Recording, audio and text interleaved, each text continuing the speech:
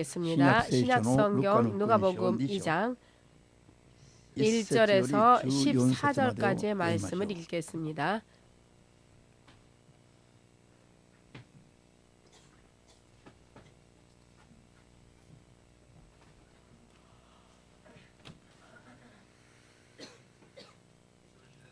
다 찾으셨습니까?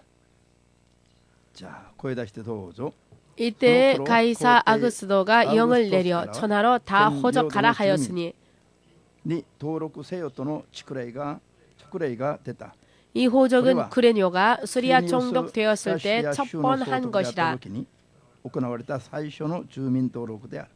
모든 사람이 호적하러 각각 고향으로 돌아가매 요셉도 다윗의 집 족속인 고로 갈릴리 나사렛 동네에서 유대를 향하여 베들레헴이라는 다윗의 동네로 그 정원한 마리아와 함께 호적하러 올라가니 마리아가 이미 잉태되었더라. 거기 있을 그때 해산할 날이 차서 맏아들을 강포로 싸서 구유에 누였으니 이는 사관에 있을 곳이 없음이로라. 그 지경에 목자들이 밖에서 밤에 자기 양떼를 지키더니 주의 사자가 곁에 서고 주의 영광이 저희를 두루 비침에 크게 무서워하느니라. 천사가 이르되 무서워 말라. 보라, 내가 온 백성에게 미칠 큰 기쁨의 좋은 소식을 너희에게 전하노라.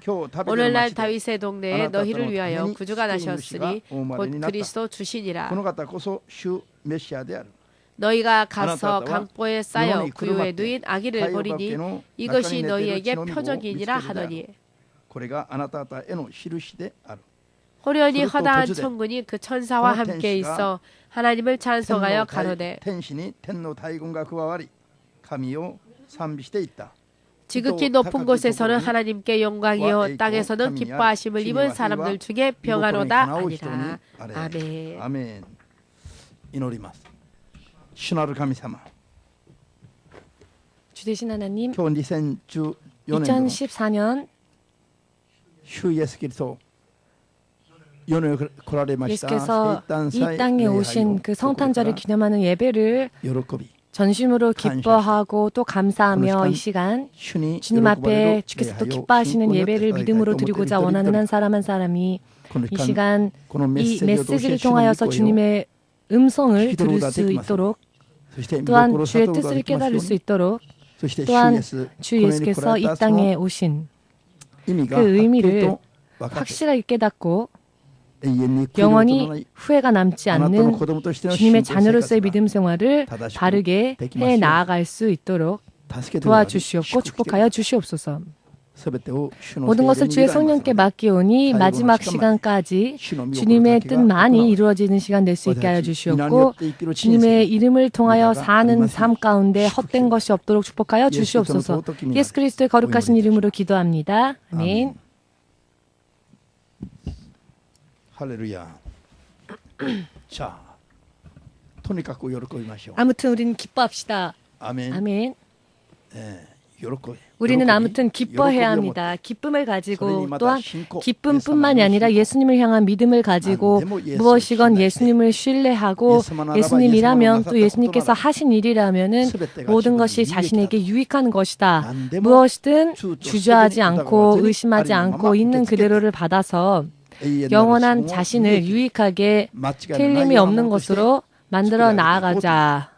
이와 같은 마음을 먼저 가지는 것이 중요합니다. 믿으십니까? 오늘의 제목은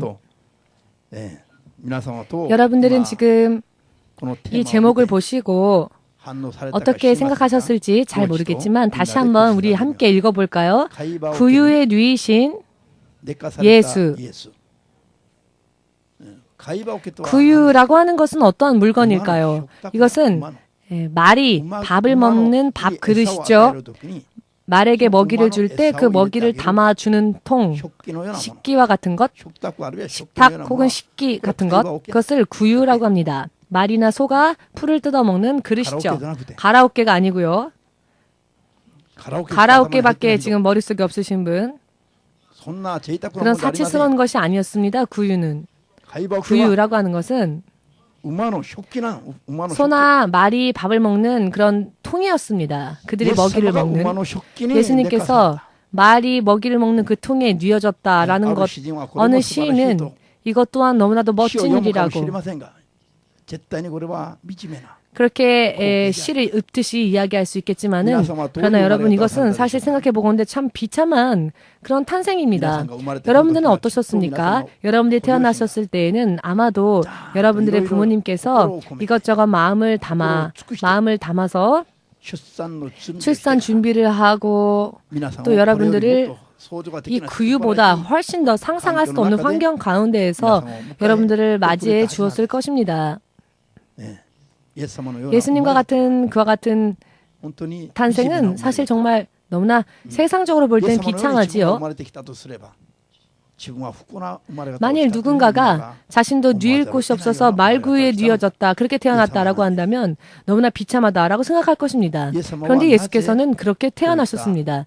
자, 그렇다면 예수님은 왜 이렇게 보기에도 슬프고 비참한 모습으로 태어나셨을까요? 예수님은 그와 같은 대접을 받아도 좋을 그런 분이었기 때문일까요? 이렇게 태어나셔도 좋을, 예수님에게 어울리는 그런 탄생이 아니죠. 성경의 예언대로 말씀드린다면, 자, 예수님은 만왕의 왕이시고 만주의 주이십니다.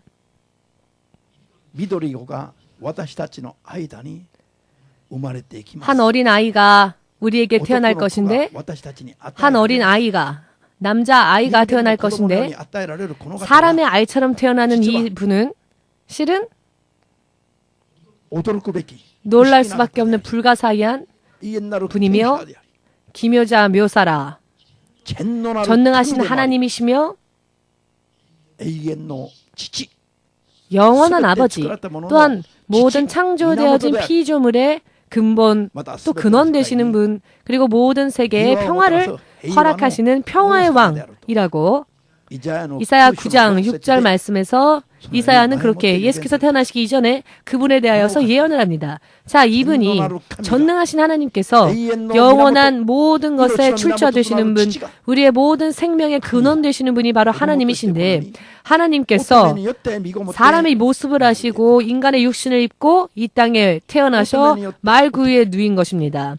동정녀를 통하여 낳았다라는 것은 남자의 힘과 여자의 힘이 합하여가 아니라 여자 혼자서 아이를 낳았다는 것인데, 예수님은 성령의 능력으로 인해 그 마리아의 태를 마치 통로처럼 사용하셔서 오신 분이십니다.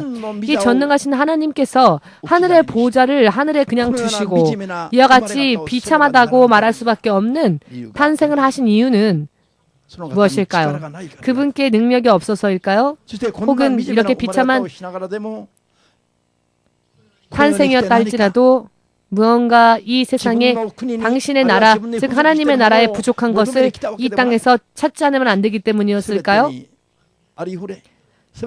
모든 것에 충족하시고 모든 것에 완전하며 흠이 없는 세상과 통치와 권위를 가지신 분께서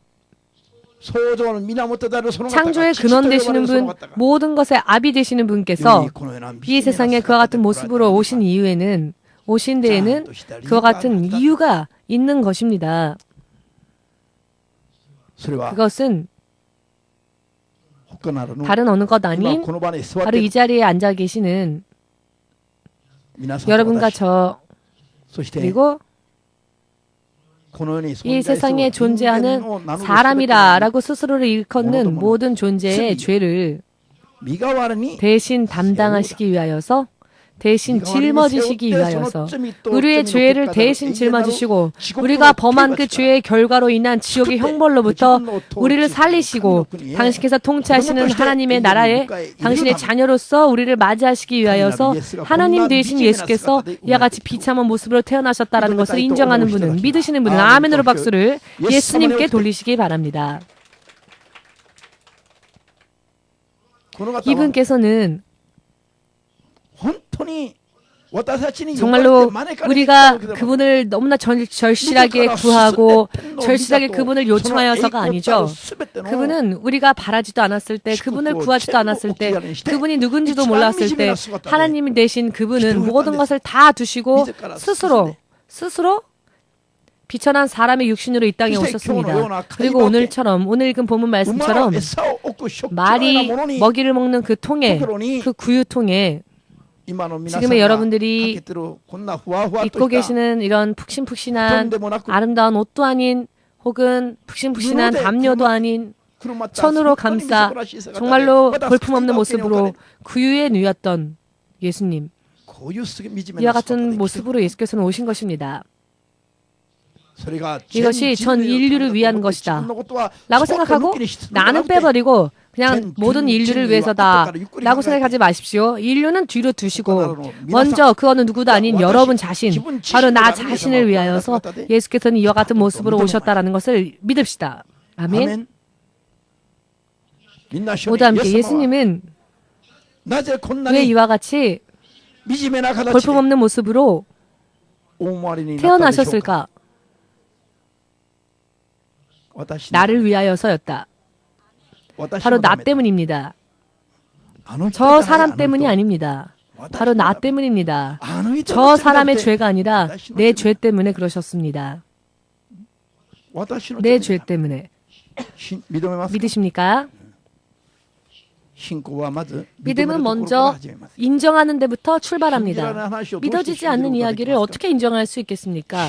믿어지지 않는 이야기를, 생각도 되어지지 않는, 상상할 수도 없는 이야기를 처음부터 믿는다는 것은 무리한 이야기이죠. 그러나 그것을 인정하고, 즉 그런가? 라고 인정하고, 그리고 그것을 받아들이고, 후에는 의심하지 아니하고 이것을 인정한 채로 그대로 구해 나아가는 것이 결과적으로는 믿음이 되는 것입니다. 아멘. 여러분 흔히 이런 말 잘하죠. 안 믿겨져 라고. 거짓말, 안 믿겨져. 자, 믿겨지지 않는 이야기를 믿으라고 하니까 믿겨지지 않는 것이죠. 네, 믿기가 어렵습니다. 이해할 수 없는 것을 이해하라고 할 수 없죠. 다만 그렇기 때문에 있는 그 사실을 사실대로 받아들이고 순수하게 그것을 받고 그 사실에 대하여서 의심하지 않고 그 사실대로 구해 나가면 이제는 믿어질 수 있도록 되어지고요. 신뢰가 되어집니다. 예수 그리스도가 이와 같이 정말로 하늘의 보좌와 그와 더불어 있는 모든 영화와 부귀를, 모든 부귀 영화를 아낌없이 뒤로 버리시고 이와 같이 고통스럽고 고통스러운, 죽기까지 고통스러운 이 세상에 당신의 생명을 버리시기 위하여서 그 모습을 드러내셨던 그 처음 모습이 바로 구유에 누여졌던 모습이었다는 것입니다. 이것이 모든 게 아니죠. 이것이 전부가 아닙니다. 이와 같이 비참한 모습이 바로 우리의 죄 때문이었다는 것. 그런데 이것이 다가 아닙니다. 이것은 시작에 불과하였죠. 예수님은 십자가의 죽음에까지 이르시도록 그 육신이 엉망진창으로 찢겨지고 채찍 맞고 못 박히고 창으로 찔림을 받고 그 육신이 찢어지기만 하는 아픔이 아니라 만왕의 왕이시니 정신적으로도요, 여러분, 여러 많은 온갖 모욕과 질시와 멸시를 당하였을 때 정말 견딜 수 없는 그런 아픔이었을 것입니다. 당신이 창조하신 세상 가운데 오셔서 벌레보다도 못한, 벌레는요, 하나님이 지옥에 던지지 않습니다. 벌레는 하나님을 떠난 사람의 영혼, 하나님을 떠난 사람들의 더러움은 이 벌레보다도 못한 것입니다. 지옥의 불속에 영원히 던져서 그 유황불로 태우고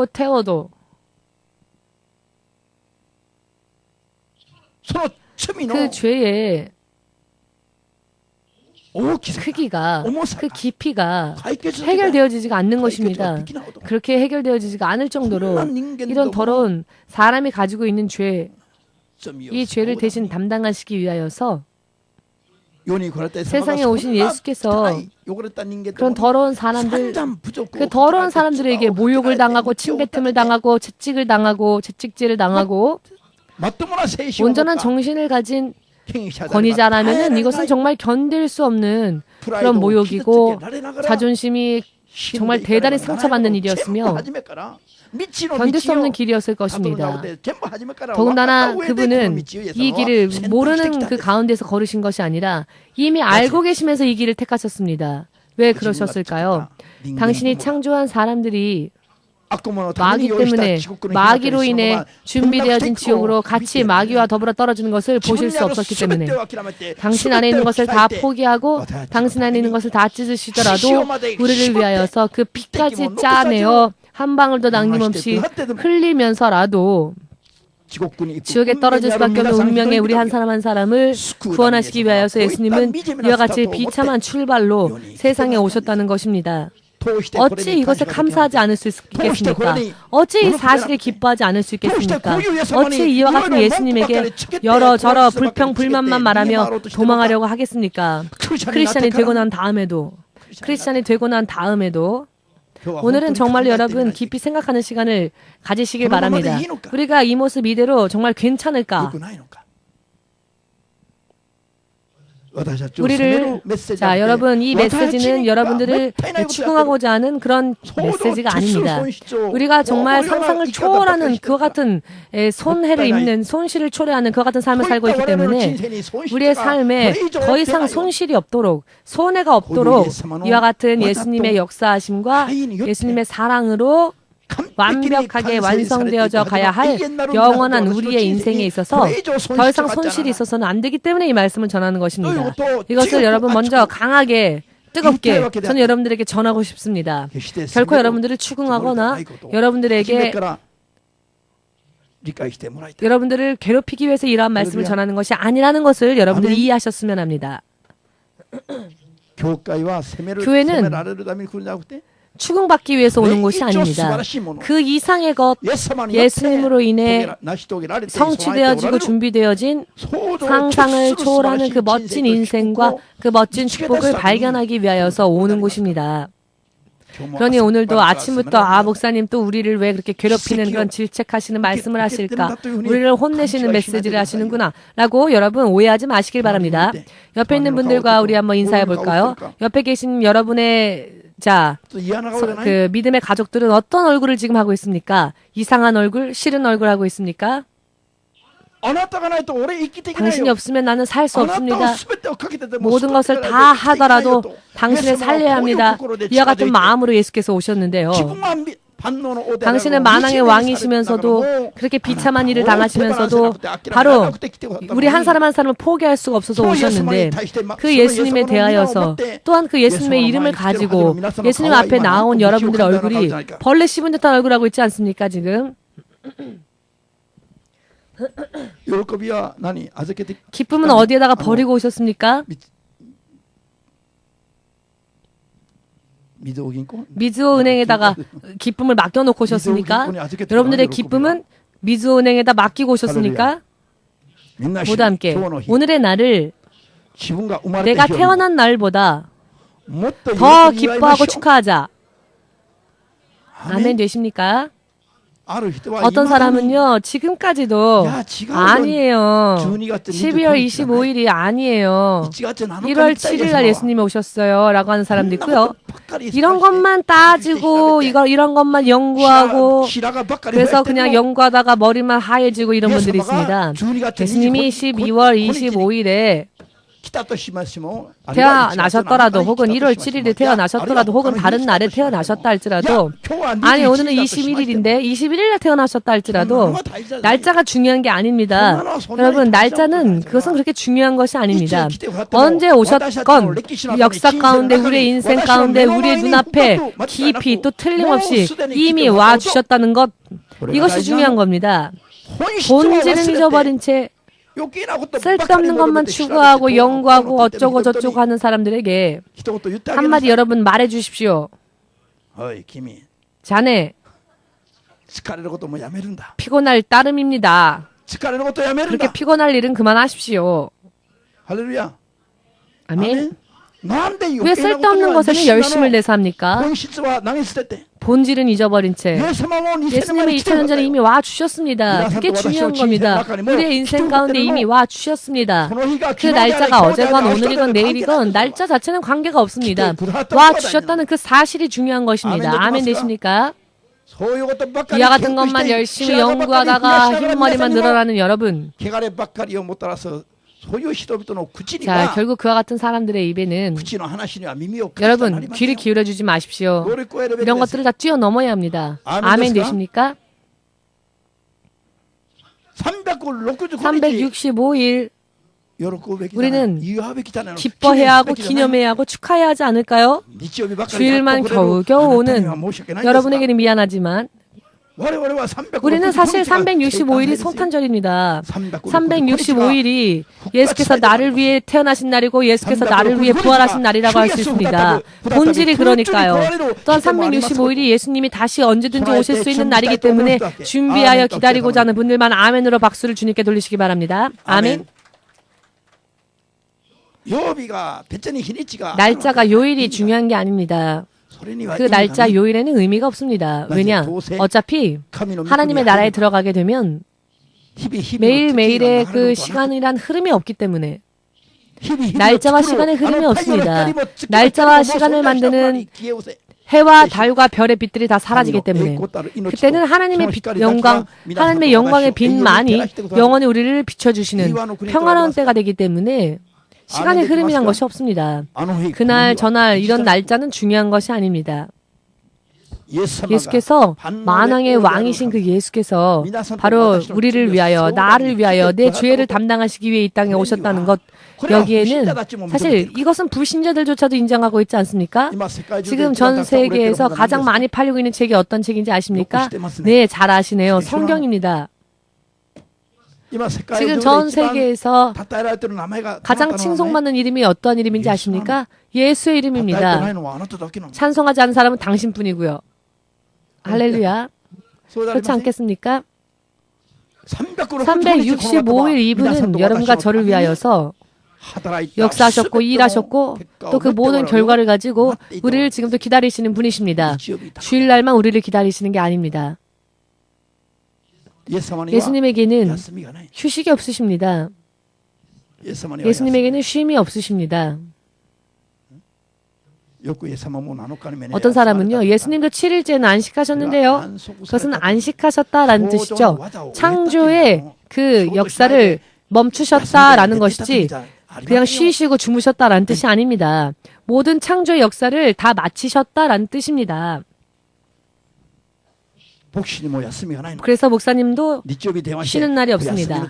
목사님 쉬시는데 죄송합니다. 어떤 분은 이렇게 전화해서 저에게 말씀하시는 분이 있는데요. 저는 쉬지 않습니다. 저는 쉬는 날이 없습니다. 제 인생에는 쉬는 날이 없습니다. 영적인 인생에 또한 영적인 싸움에는 쉼이 없습니다. 믿음 생활에도 쉼이 없습니다. 믿으십니까? 일주일 만에 교회 오신 분 회개하고 오십시오. 나의 죄를 담당하기 위하여, 바로 여러분의 죄를 담당하기 위하여 이와 같은 모습으로 오셨는데 예수님은 머리 둘 곳조차 없으셨습니다. 당신의 집 거처도 없으셨습니다. 예수님은 왜 구유에 누이셨느냐면 또 하나의 이유가 있는데요. 스스로는 세상의 부귀와 영화를 구하기 위해 오시지 않았기 때문입니다. 세상에 당신을 버리기 위해 오셨습니다. 그러나 세상 사람들은 예수님을 맞이할 준비가 되어 있지 못했습니다. 그렇기 때문에 사람이 머무는 곳은 모두 다른 사람들이 다 자리를 차지하고 있었고 모든 나그네들의 방이 다 꽉 차 있었죠. 그래서 예수님은 구유에 누일 수밖에 없었습니다.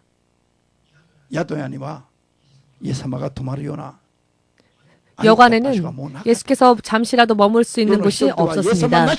세상 사람들은 예수님이 아닌 다른 것들로 인해 꽉 차 있었죠. 당시의 유대인들도.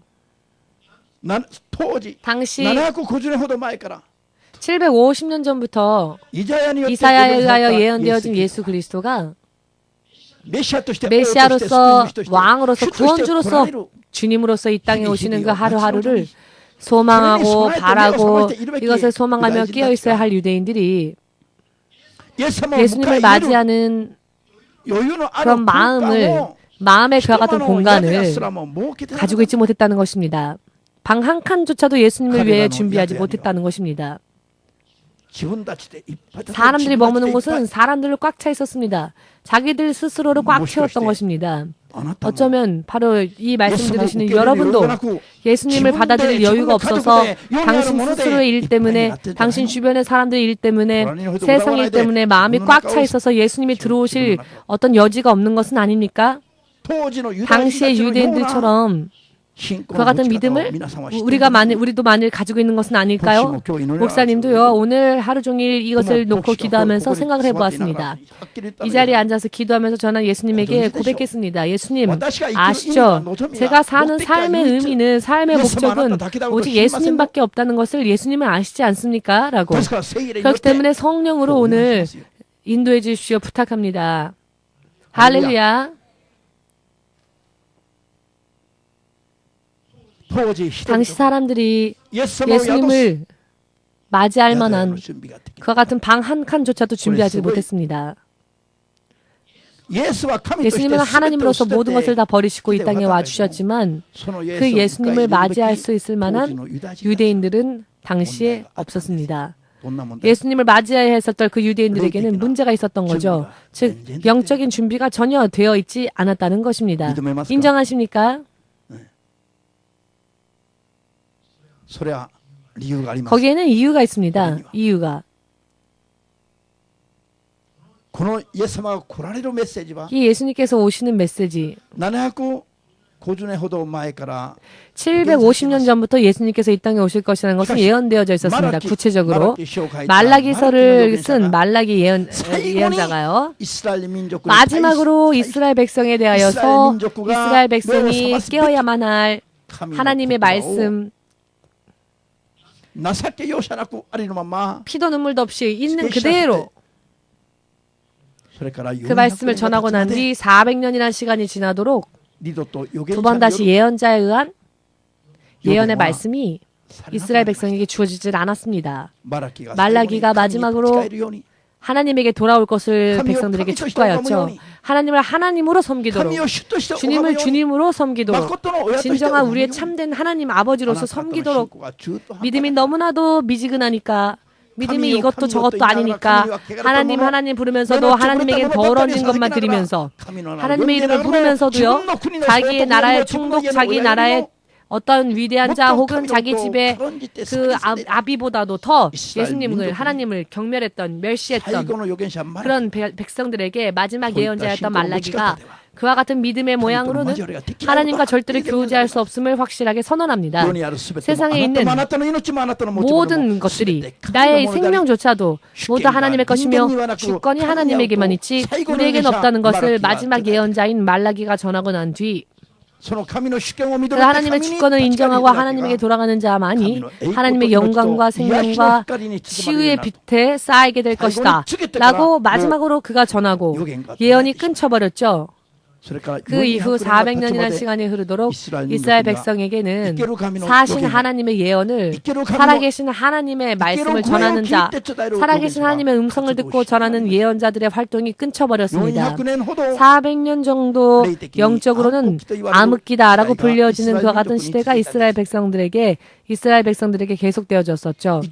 살아계신 하나님의 음성이 계속 들려오지 않아도 이미 우리에게 주어진 성경과 성경의 말씀을 토대로 하여서 이스라엘 백성을 온전히 가르치고 인도해야 하고 전해야만 할 이스라엘의 지도자들이 영적으로는 잠들어버리고 만 것이죠. 말씀을 하나님의 관점으로 이해하는 것이 아니라 육의 생각과 육의 관점으로 혹은 사람들의 그런 전승으로 하나님을 전하기만 하지, 이스라엘의 지도자들이 당시의 지도자였던 바리새인들과 율법학자들은 성경을 인간적으로 연구하면서 마치 지금의 일본처럼, 지금 전 세계의 많은 교회들처럼 모양은 가지고 있지만 모양과 의식에만 중시한 그와 같은 하나님을 가르치고 있습니다. 당연히 진리를 가르쳐야 할 지도자들이 흐트러져 버리니까 당연히 있어서는 안 될 이단들이 생겨나고 활동하게 되는 것은 당연한 결과인 것이죠. SNL파 이 파들은요 금욕주의, 신비주의입니다. 지상에 사는 사람들이 어떻게 살아야 하는지에 대해서는 가르치지 않고 신비적인 것만 구하는 SN파, 그리고 사두개파, 그리고 제사장들 파인 사두개파들은 이 땅의 명예, 권력, 부, 세상적인 것만을 구하고 또 가르쳤죠. 이와 같은 영적인 타락, 이 400년 동안 계속 이어지고 있었습니다. 열심당 사람들은 로마의 식민지하에 있었던 이스라엘 민족을 어찌하면 해방시킬 수 있을 것인가, 이와 같은 대의, 명분을 가지고 폭력을요 휘둘리고 있었죠. 그런 명분하의 폭력을, 영적인 해방에 대해서는 생각하지도 않고 육적인 해방만을 구하는 세속적인 단체들, 그와 같은 사람들이 이스라엘 백성 가운데에서 번져 있었고 유행하였죠. 이와 같은 잘못된 가르침들이 정말로 살아계신 하나님과는 관계없는 자들. 그렇기 때문에 당연히 이스라엘 백성들은 깨어있을 수 없었죠. 이미 눈이 어두워져 있는 상태였으니까요. 그렇기 때문에 예수님 메시아가 오실 날이 가까이 임하였음에도 불구하고 메시아를 맞이할 만한, 영접할 만한 마음의 여유도, 생활 공간에서의 여유도 전혀 없었던 것이죠. 요한복음 1장 10절에서 12절 사이에 이런 설명이 있습니다. 세상을 창조하신 말씀 되신 예수께서 당신이 창조하신 세상 가운데 오셨지만 당신이 창조한 백성들이 그 예수님을 알아보지 못했다고, 영접하지 않았다고. 영접하지 않았습니다. 만일 예수님을 영접하였더라면 하나님의 자녀가 되는 자격들이 그들에게 주어졌었겠지요. 그렇지만 그와 같은 축복을 가지고 예수께서 이 땅에 오셨지만 당신이 창조하신 사람들이, 당신이 택하신 사람들이 예수님을 영접하지 않았습니다. 정작 당시의 이스라엘 백성들의 이 잘못된 과오가 지금까지도 계속되어지고 있습니다. 지금까지도 그들은 예수님을 메시아로서, 구원주로서, 세상에 나타나신 하나님으로서 인정하지 않고 있죠. 지금까지도 그들은 그렇습니다. 지금까지도 그들은 다른 의미에서의 메시아를 기다리고 있습니다. 예수님께서 이미 이 땅에 오신 것뿐만이 아니라 33세가 되던 해부터 30세가 되던 해부터 33세까지 구원주로서의 공생애를 모두 마치시고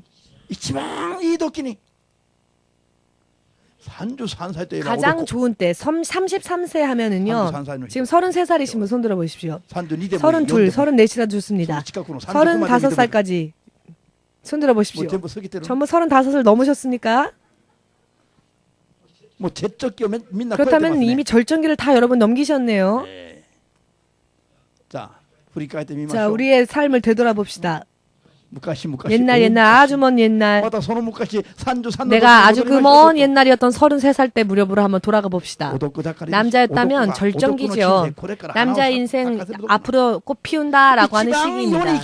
가장 이 세상에서요, 남자가 남자로서 가장 좋은 인생을 보낼 수 있는 절정기인 그때에 예수님은 왜 그 인생의 절정기를 누리지도 않으시고 왜 가장 최악의 길을 택하셨을까요? 십자가의 죽음은 상상할 수가 없는 고통과 아픔입니다. 가장 멋진 인생의 황금길을, 정말 가장 사람이 즐길 수 있는 그 절정길을, 그 꽃 피울 수 있는 시기에 예수님은 왜 가장 최악의 길을 스스로 걸으셨을까요? 여러 많은 의미가 있습니다. 먼저는 이 세상에는 하나님으로서도 사람으로서도 더 이상 가장 좋은 때라 할지라도 더 이상 누리고 더 이상 즐길 의미가 없다는 것. 세상과는 비교할 수도 없는 너무나도 멋지고도 아름다운 나라가 있기 때문에 스스로 예수님은 누군가에게 의해 죽임을 당한 것이 아니라 스스로 죽는 길을 걸어가셨습니다. 이것은 세상에 있는 여러 많은 희망, 여러 많은 권위, 여러 많은 행복보다도 비교할 수가 없는 천국을 우리에게 소개하시고 그 천국을 우리를 위해 준비하시기 위해서 모범을 보이신 것이다 라는 것을 믿으시면 아멘으로 박수를. 이야기를 들었더니 아니 예수님이 33살에 돌아가셨다고요? 50살, 60살이 죽어도 죽었다면 믿겠지만 33살 너무 어린 나이에 죽었으니까 장수하지도 못하고 죽은 예수님은 안 믿을 거야 라고 하는 사람들이 있답니다. 그런 사람이 있다는 이야기를 제가 들었습니다. 뒤에 있는 분들 중에 그런 이야기를 하시는 분을 들었는데요.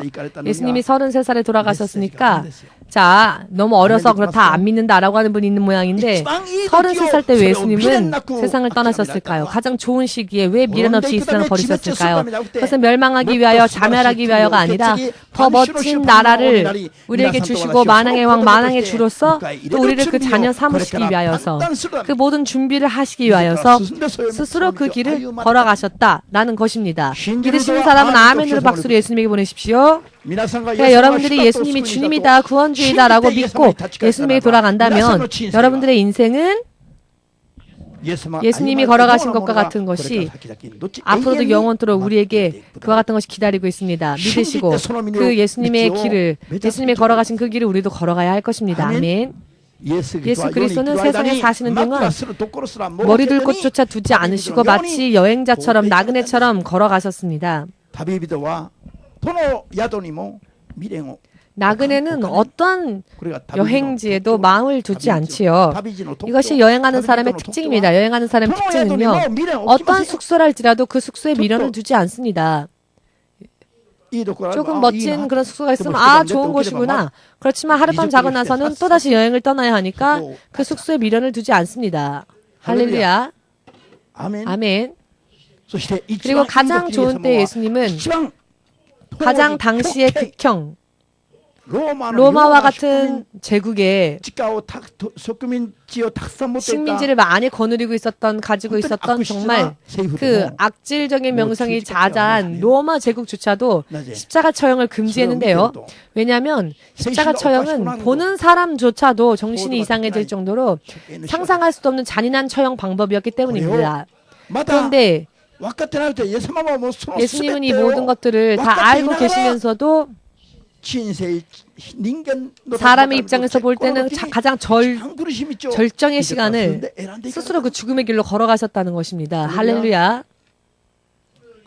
이와 같이 우리를 구하기 위하여 우리의 죄를 대신 담당하시기 위하여서 또한 나를 영원히 하나님의 자녀 삼으시기 위하여서 예수님께서는 모든 것을 다 담당하셨는데 우리를 위하여서 다 받으셨는데 우리는 오늘날 과연 어떤 삶을 살고 있습니까?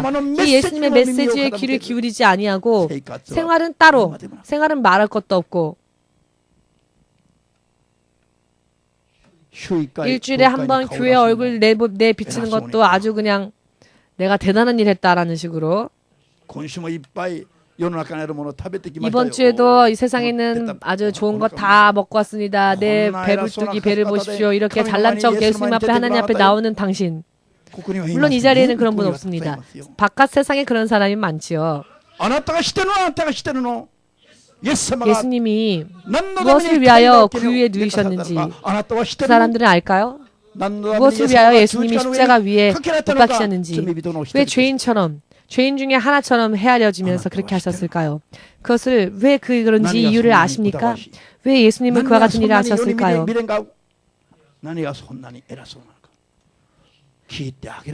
자, 한번 물어보십시오. 누군가에게 이야기를 하고 싶으니까 누군가에게 많이 이야기를 하고 싶으니까 좀 들어줍시다. 그들의 구실을, 그들의 변명을 들어줍시다.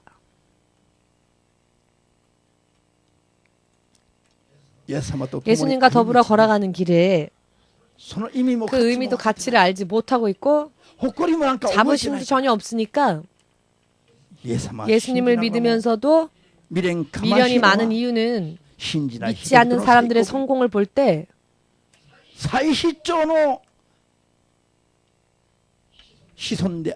제사장의 자손이면서도 세상의 명예 권력에 눈이 어두워졌던 사두개파 사람들은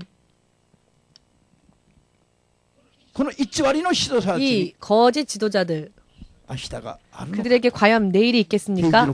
요한계시록 19장 20절을 통하여서 하나님은 그렇게 말씀하십니다. 믿음을 진리의 말씀을 토대로 하지 않고 예수의 말씀으로 만족하지 못하니까 예수의 말씀에서 벗어난 그런 삶들을 살고 그와 같은 말을 거짓으로 전하는 사람들은 예수께서 오시고 난 후에 대심판의 자리에도 서지 못합니다. 그런 사람들은 심판받을 가치도 없습니다. 그런 사람들은 심판도 하지 않으시고 하나님은 바로 유황불 속에 그대로 던져 버리신다고 요한계시록 19장 20절 말씀을 통해 말씀하셨음을 믿고자 원하는 분만 아멘으로 박수를 주 예수에게 돌리시기 바랍니다. 창조주 하나님의 그 입술에서 나온 모든 말씀, 피조물들이 어떻게 살아야 할지 매뉴얼처럼 우리에게 알려주신 이 성경의 말씀, 이 말씀을 잘못 가르치고 지금의 말로 표현한다면 하나님의 말씀을 잘못 가르친 주의 종들, 그들은 하나님이 심판도 안 하십니다. 심판받을 가치도 없습니다. 심판받을 가치조차 없기 때문에 심판도 안 하시고 지옥에 던져버리십니다. 심판을 당한다는 것은 그래도 그나마 심판받을 만한 어떤 가치가 있는 삶을 산 사람들이라고 할 수 있겠습니다. 진리에서 벗어난 것만 가르치는 사람들. 오늘날 세상이 꼭 2000년 전 구유에 뉘어진 예수님이 어떠한 분인지를 전혀 알지도 못한 채 따뜻한 곳에서 자고 먹고 마시고 누리고 결혼하고 장가가고 육의 생활만 채우려고 하였던 사람들. 예수님의 탄생에도 탄생을 알지 못한 채 예수께서 태어나신 것조차 알지 못한 채 방 한 칸조차도 예수님을 위해 준비하지 못했던 사람들처럼 자 오늘날에도요 예수께서 우리를 위해 오시고 바로 우리의 모든 죄를 담당하시고 생명의 길을 예수께서 열어주셨음에도 불구하고 아직까지도 다른 구세주를 기다리는 유대교인들 그들과 마찬가지로 지금 2000년 기독교 역사가 흘렀어도 즉 예수께서 오신 지 2000년이 지났어도 예수님을 믿고 있음에도 불구하고 잠들어 있는 그와 같은 크리스찬 많이 있습니다. 지금도 예수님으로부터 예수님의 이름으로 시작하여서 결국은 사탄의 이름으로 끝내고 마는 크리스찬, 그와 같은 교회, 그와 같은 목사님들 많이 있습니다. 예수님께서 다시 오실 준비를 하시는 세상의 마지막이라고 하는데 마태복음 24장에 의하면은요 예수께서 공중 재림하시기 전의 징조가 벌써 약 10년 전부터 세상에 일어나고 있음을 우리는 알 수 있습니다. 그러나 그럼에도 불구하고 정말로 언제 예수께서 오실지 알 수 없는 이 마지막 때를 살면서 우리는 다시 오실 예수님을 과연 맞이할 그와 같은 마음이 되어 있을까요? 그와 같은 준비가 되어져 있을까요? 그러나 대부분의 크리스천들이 그런 준비를 하지 못하고 있습니다. 여러분 옆 사람을 보실 것도 없습니다. 여러분 당신 스스로를 돌아보십시오. 나는 어떨까? 나는 준비되어 있을까? 옆 사람만 심판하지 마시고 옆 사람만 정죄하지 마시고 나는 어떤가? 나 스스로를 바라보고 자문자답하시는 그런 여러분 되시기를 예수님의 이름으로 축복합니다.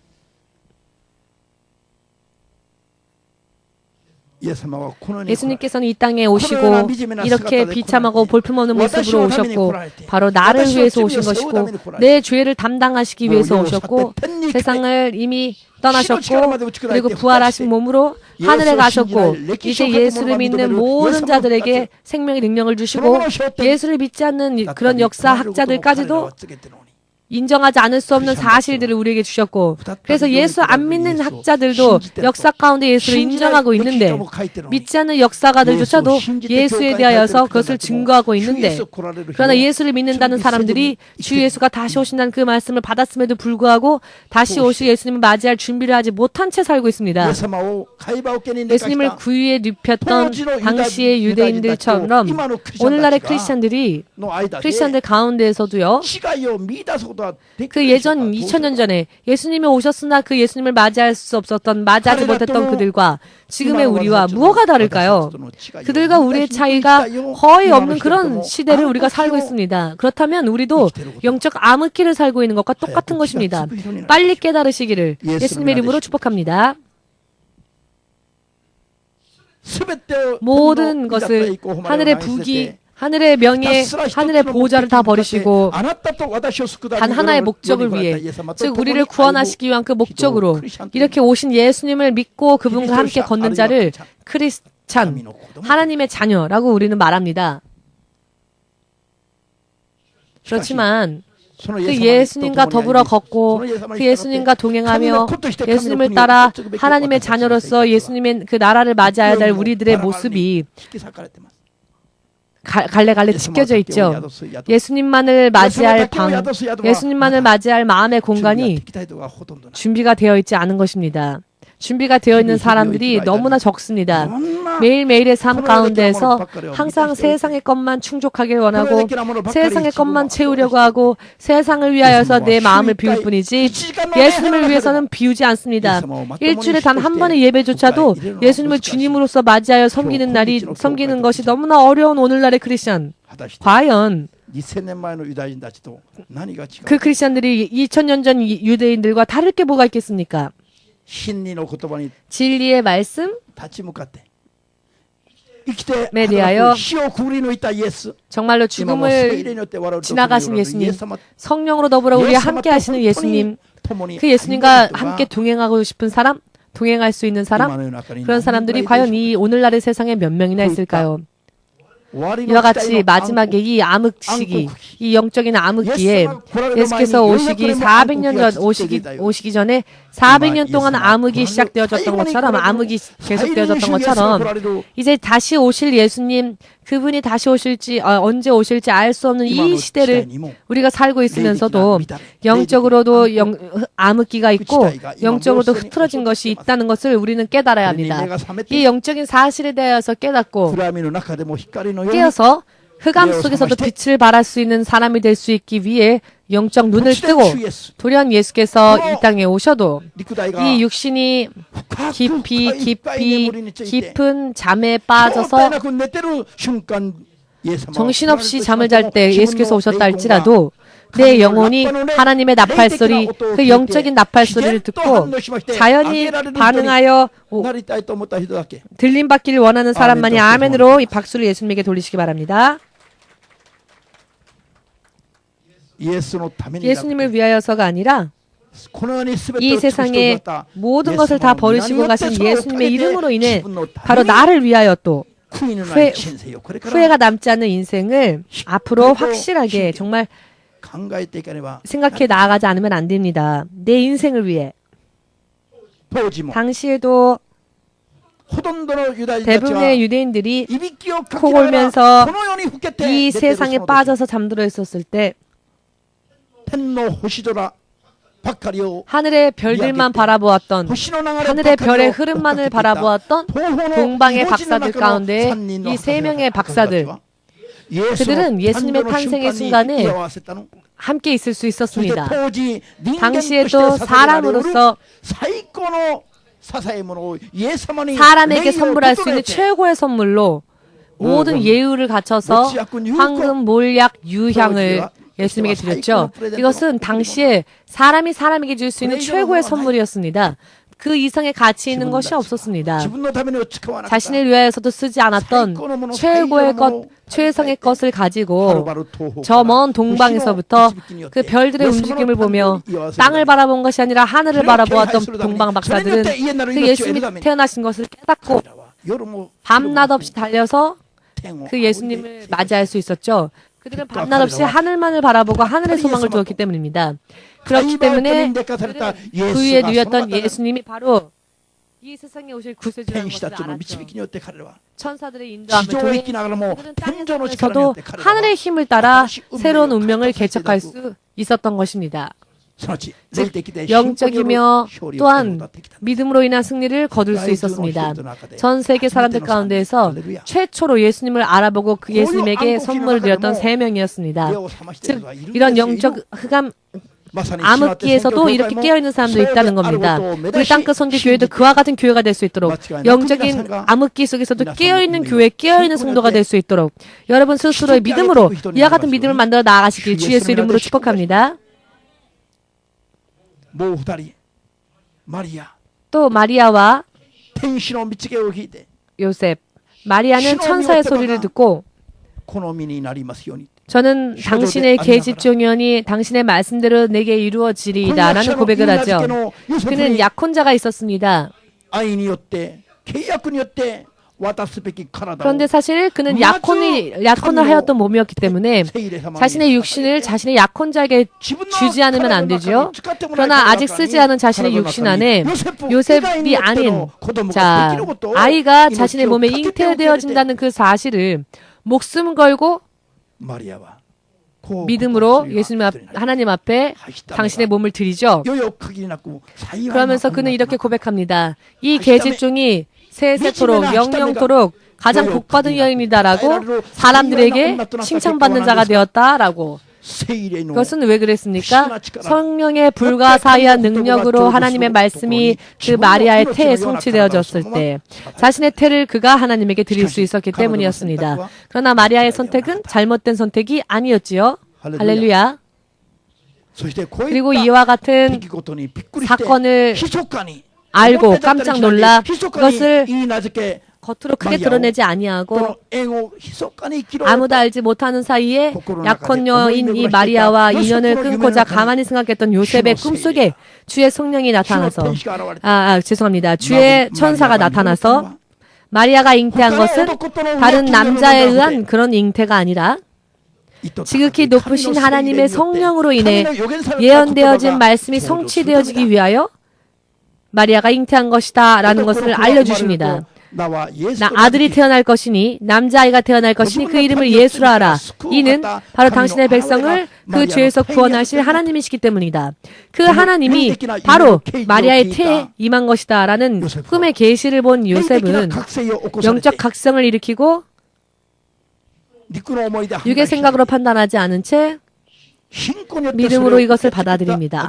그리고 그 결과 예수께서 오시는 길을 준비하는 유대인 가운데 유대인이 될 수 있었습니다. 다른 유대인들은 흉내조차 낼 수 없는 정말로 훌륭한 하나님의 나라의 사람으로 있을 수 있었습니다. 깊이 여러분 깨달으시길 바랍니다. 깊이 깨달으시길 바랍니다.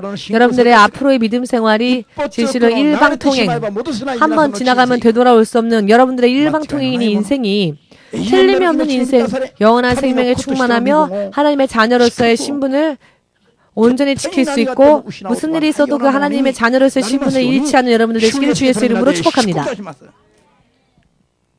아멘. 할렐루야. 예수께서 오신 것은 그 다른 어느 것도 아닌 바로 그 다른 누구도 아닌 이 자리에서 여러분 이 메시지를 듣고 있는 바로 당신을 위해서라는 것을 믿으십니까? 믿읍시다. 이렇다 저렇다 불평 불만하지 마시고 구실 만들지 마시고 세상으로 달려가지 마시고 예수님 안에 믿음으로 말씀을 토대로 하여서 깊이 들어가시면 오늘의 이 메시지가 들려올 것입니다. 또 이 메시지가 여러분들의 눈에도 들어오게 되고 보이게 되고 여러분도 예수님의 증인으로서 설 수 있을 것입니다. 믿으시기를 마지막으로 예수님의 이름으로 축복합니다. 마지막이라고 하니까 다들 기뻐하시네요. 그 위에 누이신 예수님께서 세상에 오실 하나님이셨고 평화의 왕이셨고 영원한 아버지이시며 전능자, 기묘자, 묘사라라고 그 어느 누구의 눈에도 비추어지지 않았죠. 그렇게 여기에 믿음이 필요했습니다. 그러나 이분 예수를 영접한 사람들은 영원히 그 운명이 바뀌어졌습니다. 먼저 이 땅에서 그 예수님을 만날 수 있고요.